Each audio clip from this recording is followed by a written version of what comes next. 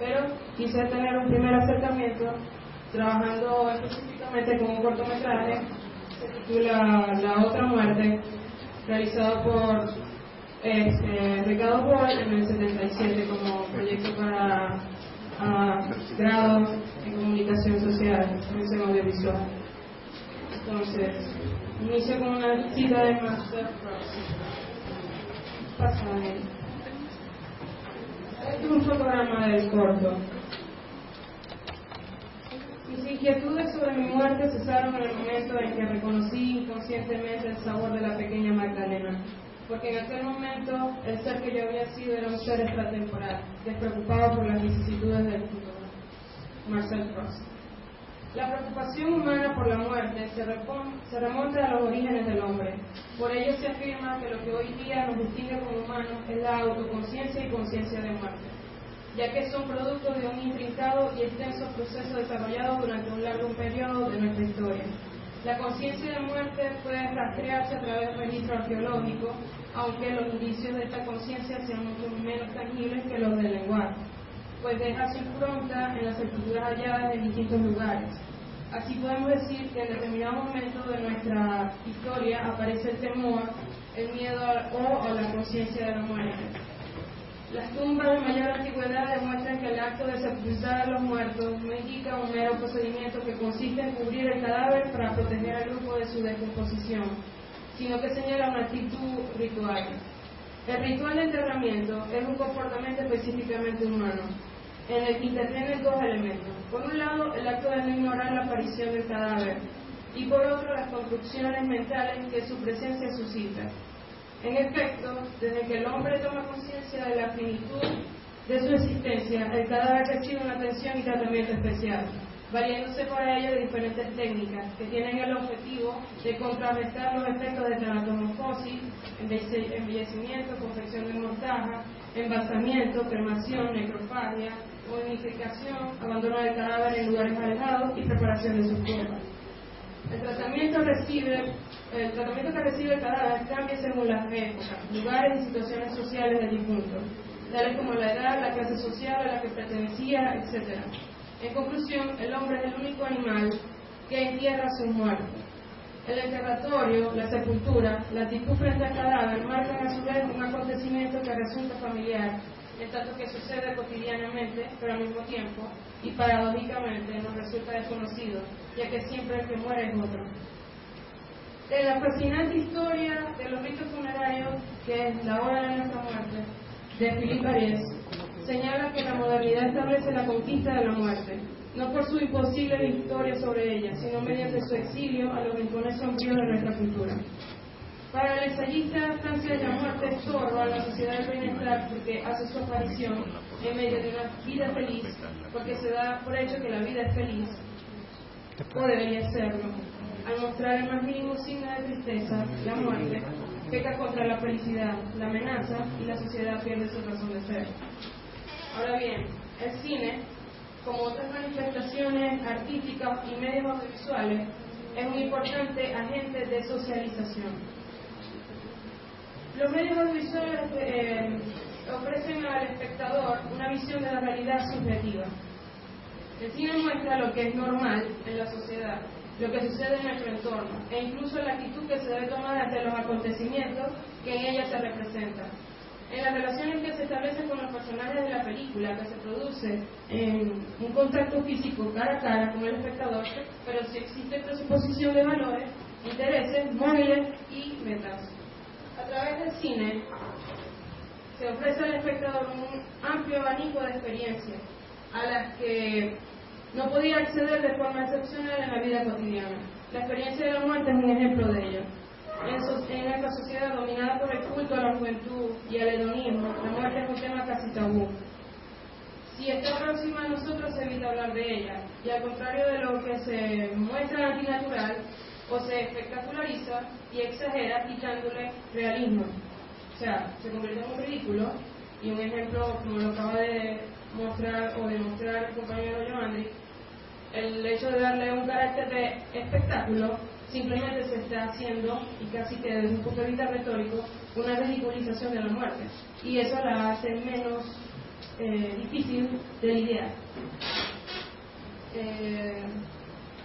Entonces, sin embargo, el cine nos muestra una y otra vez las formas diferentes de morir, las emociones que acompañan a la muerte o la forma en que los vivos se enfrentan a ellas son temas frecuentes en el cine, si no hacer cuenta.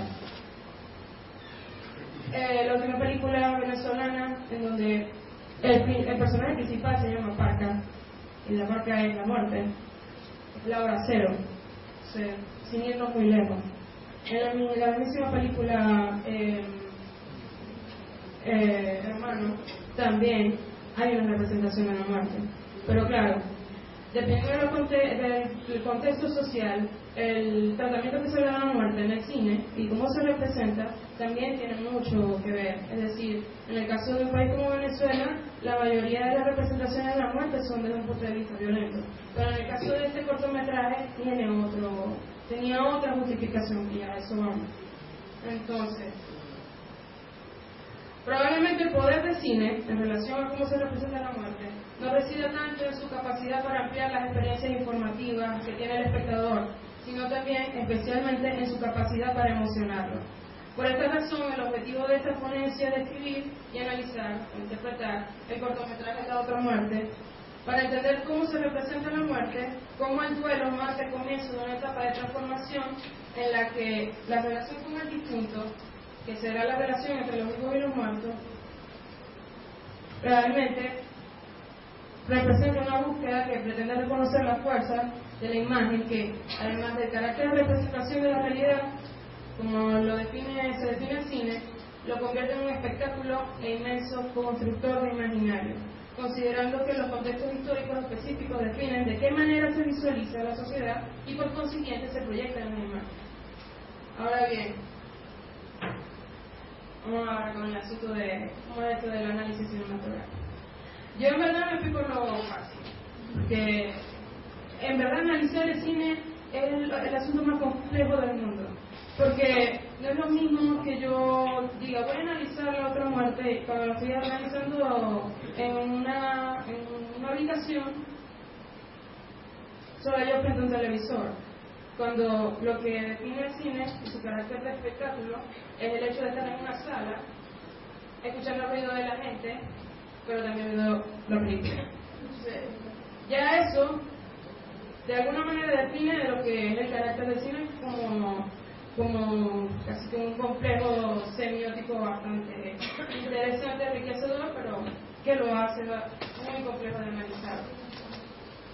Y por eso en el caso de la semiótica del cine, muchos autores que hablan de cómo analizarlo, no todos se han puesto de acuerdo, entonces yo me fui con el penúltimo, porque realmente estoy buscando hacer un análisis desde un punto de vista interdisciplinario y de la intertextualidad que sugiere siempre el cine, que siempre está allí, pero estamos en el proceso de ahora en el análisis cinematográfico, ya que básicamente carece de modelos propios con los cuales resolver con éxito el problema de establecer los contenidos de las películas.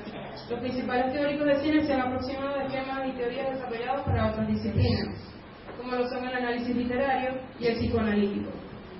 De ellos han adoptado cierta terminología como reflexiones que resultan pertinentes en sus campos comunes, tanto referidas a la técnica, a lo temático, como a los problemas de contenido planteados.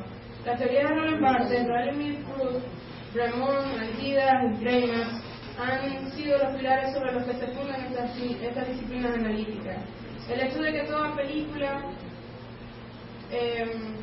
sea susceptible de varias lecturas supone también de otras tantas interpretaciones. Lecturas e interpretaciones que no análisis son siempre complementarias. En términos de Montt, la interpretación puede asimilarse al autor imaginativo e inventivo del análisis. Para no utilizar como sinónimos los términos de análisis e interpretación, establecemos la siguiente distinción. Se analizan partes, aspectos o fragmentos de un film. Se interpreta la pieza completa. ¿Qué dice esta película? O al menos, ¿qué me dice a mí? Es claro entonces que el análisis es un medio y una herramienta para alcanzar un fin más o menos objetivo. para dar paso a una interpretación que está fuertemente determinada por factores subjetivos. Como uno de los fines del análisis es la asignación de sentido, es muy probable que dependiendo del camino emprendido se llegue a sentidos diversos. La comprensión de la razón de ser de una película, salvo muy contadas excepciones, es polivalente.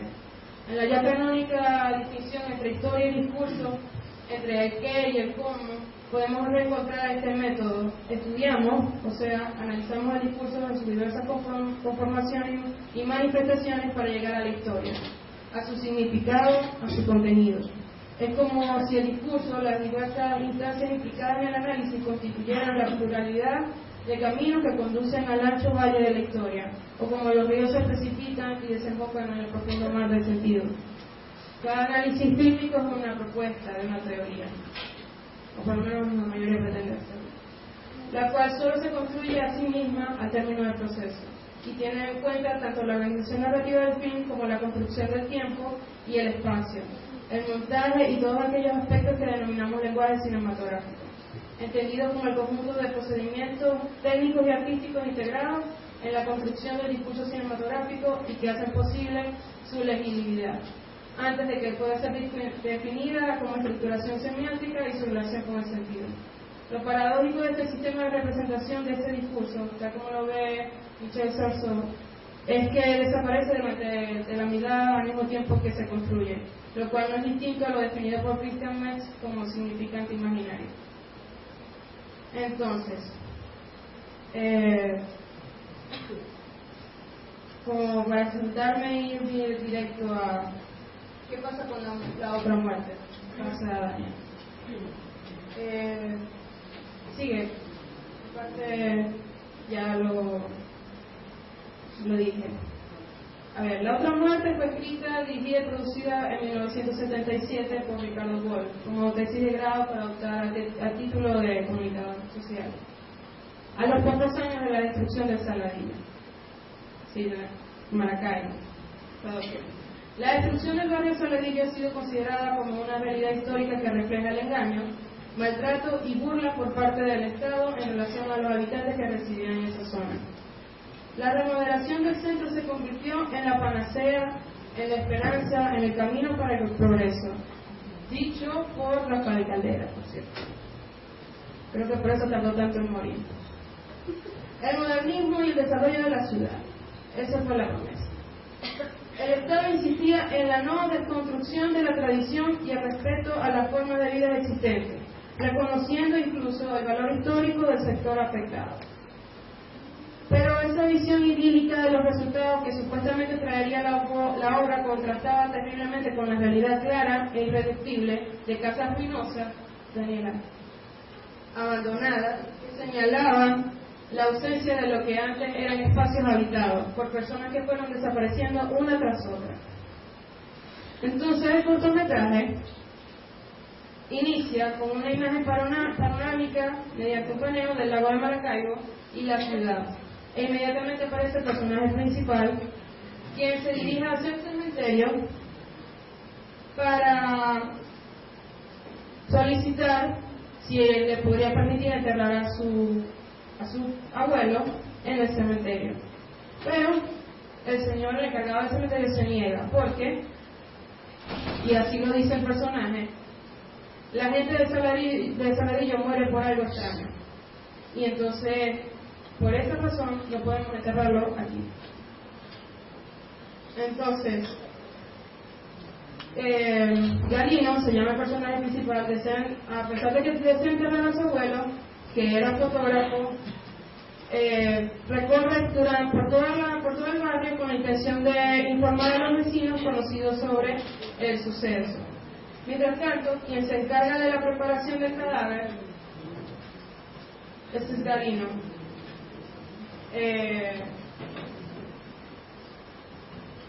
Quien se encarga de la preparación del cadáver, puedes ir pasando las imágenes, sí, porque aquí se ve. Ahí van a ver el cortometraje. Sería buenísimo proyectarlo aquí, me da bastante corto, pero no es, está en 16 milímetros, no se ha pasado VHS, ni siquiera VHS. Entonces, Lo que es interesante de todo el proceso en el cortometraje es que este nieto que trata de enterrar a su abuelo se le dificulta durante todo el proceso. El señor o el encargado del cementerio se negó a enterrarlo en los espacios de Camposanto, y entonces a él no le queda otra alternativa que simplemente encargarse de la preparación del velorio. Usualmente cuando muere un ser querido, se trata de hacer todo el proceso completo, y ahí es donde está como el ritual que hacemos nosotros como para lidiar con el dolor por la pérdida de ese ser querido. Y está como dividido en tres partes. Hay autores que lo han analizado desde un punto de vista antropológico, y un antropólogo que es Van Genet habla de los tres estadios, los ritos de paso. Entonces, parte de la transición, de la traslación entre lo que es hacer el proceso ritual del proceso velatorio, se cerraría con el entierro. Y en el caso de este cortometraje llama la atención que el entierro nunca se da, porque el muerto, o como el autor o el realizador decide simbolizar la pérdida de Saladillo, es que la muerte o la pérdida de lo que fue Saladillo siempre va a estar allí y nunca va a poder enterrarse. Y entonces, en el caso de cómo se representa la muerte, cuál es el sentido de la representación de la muerte en este cortometraje, es más como un sentido simbólico y retórico. Y es una de las opciones a las que recurre el cine para representar a la muerte, como un motivo o un leitmotiv que define la propuesta, en el caso de esta película. Eso no implica que no se vea reflejado en él el imaginario social que realmente fue resentido en la ciudad de Maracaibo cuando se pierde Saladillo, cuando se destruye Saladillo.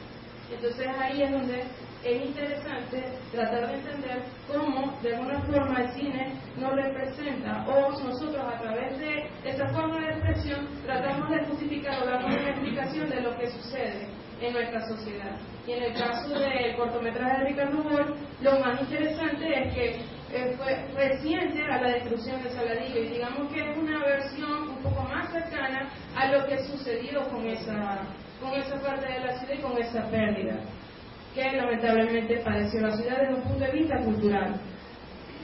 Ahora bien, hay otra versión, hay una película hecha, creo que es la tercera película según lo que entiendo, que se ha hecho en Maracaibo, que se llama Hollywood, de Augusto Pradelli. Augusto Pradelli hace Hollywood casi a finales de los 80, de los 90, tiene 20 años la película, pero la visión que él hace de lo que sucedió con el Saladillo es como un poco más, ¿cómo decirlo?, optimista, más jocosa, porque entonces se trata más de una versión o una visión de Rutilio Ortega de lo que creía era el Saladillo, que es más triste todavía. Sí, ya es costumbre, según Rutilio Ortega. Entonces, a ver, como para cerrar la idea, o por lo menos lo que a las conclusiones que llegué, en el caso de este cortometraje, o de cómo la muerte juega un papel determinante desde un punto de vista simbólico, es la fuerza en cuanto al argumento de la muerte de Saladillo, a pesar y paradójicamente que formaba parte de Maracaibo, sigue siendo la muerte de otro. Para las generaciones más, como por lo menos la mía, que no tuve oportunidad de conocer a Saladillo, obviamente me es ajeno, pero para las personas que realmente sufrieron en esa circunstancia, sí tiene un carácter de pérdida y casi que de dolor constante, como lo representa un duelo por la pérdida de algo que siempre fue querido y culturalmente representativo de la ciudad. Preguntas, sí.